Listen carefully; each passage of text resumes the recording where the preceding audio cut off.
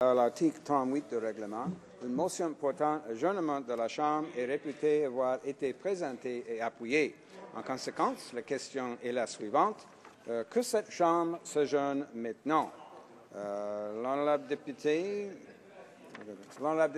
de Charlevoix.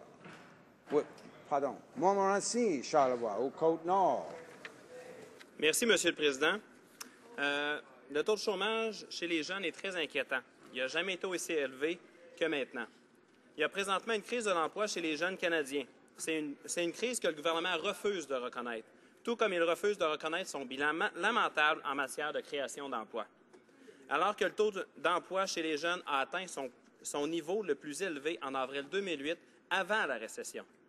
Le taux de chômage officiel était de 11,8 %. En septembre 2011, le taux de chômage chez les jeunes atteint 14 %. Aujourd'hui, il frôle le 16 %.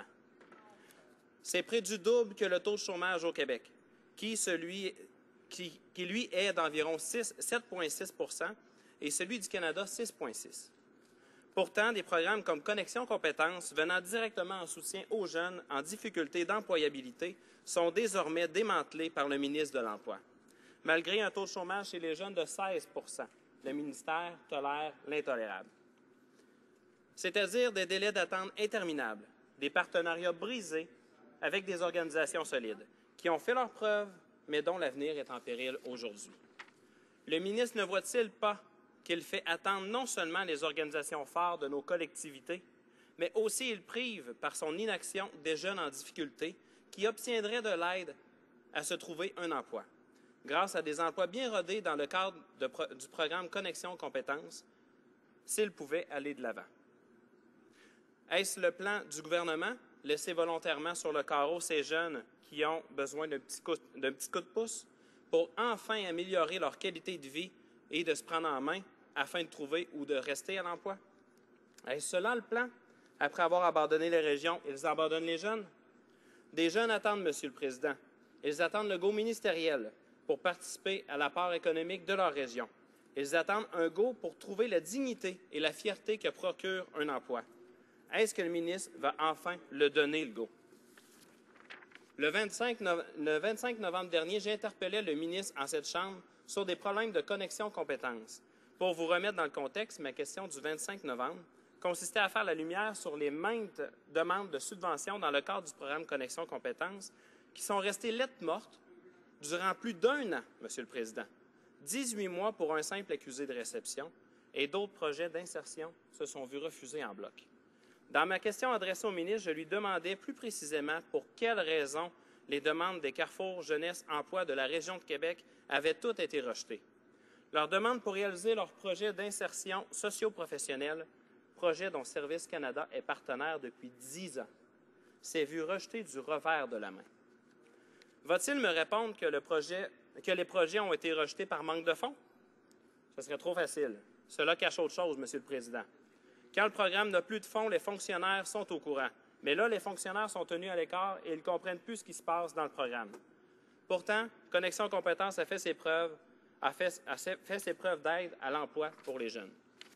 J'ai également rencontré des jeunes participants à Chantier urbain, le projet des Carrefour Jeunesse Emploi de la capitale nationale, et j'ai été touché par leurs témoignages et à la fois surpris par l'ingéniosité des intervenants à mener à bien les projets d'insertion socio-professionnelle, tout en offrant un soutien à ces jeunes afin de les conduire à la réussite. Le ministre doit absolument tenir compte des efforts que les organismes en main-d'œuvre et en formation déploient afin d'offrir aux jeunes une expérience unique et un tremplin vers la réussite.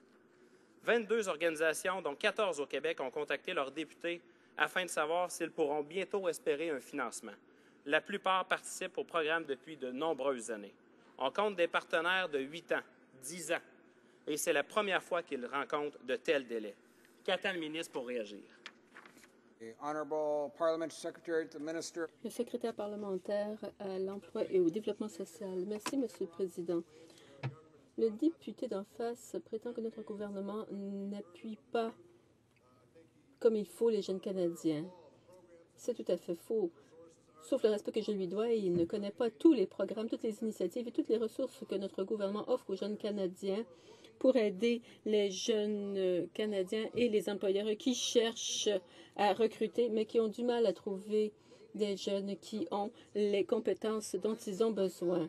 Je suis donc très heureux de pouvoir décrire ce que notre gouvernement a fait et de rectifier les faits, dis-je.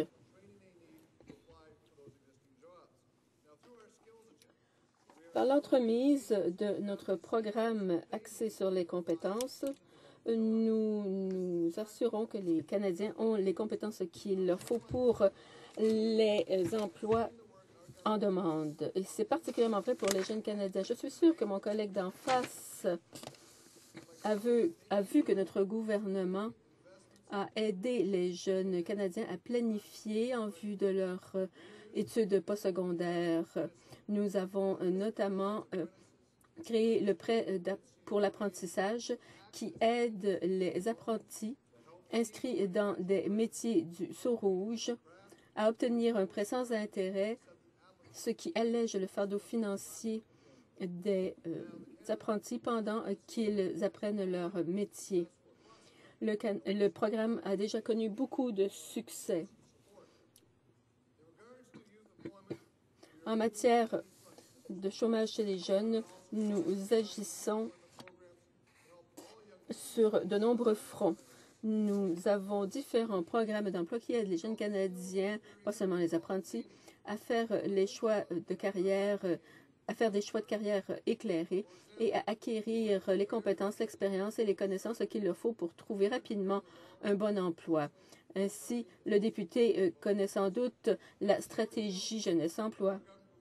Je suis sûre qu'il sait que notre gouvernement offre, par le biais de divers programmes, des occasions de perfectionnement et d'expérience. D'après le nombre de demandes que nous recevons chaque année, il est évident que le programme Connexion Compétences est un succès. En novembre, le député a posé une question en général sur les centres d'emploi dans sa circonscription. Je lui rappelle que s'il avait des questions sur... qu'on lui a demandé s'il avait des questions sur des projets particuliers et que si tel était le cas, nous pouvions en parler ensemble. Dans le plan d'action économique 2014, nous avons annoncé notre intention d'améliorer la stratégie jeunesse-emploi et de la rendre plus conforme aux réalités changeantes du marché de l'emploi afin d'obtenir de meilleurs résultats pour les Canadiens. Le programme d'expérience, le programme de travail d'été est un élément important de notre stratégie jeunesse-emploi.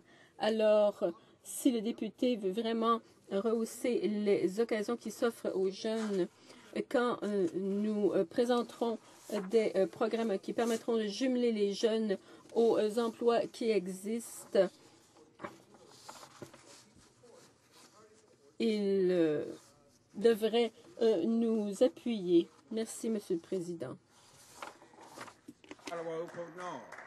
Merci, Monsieur le Président.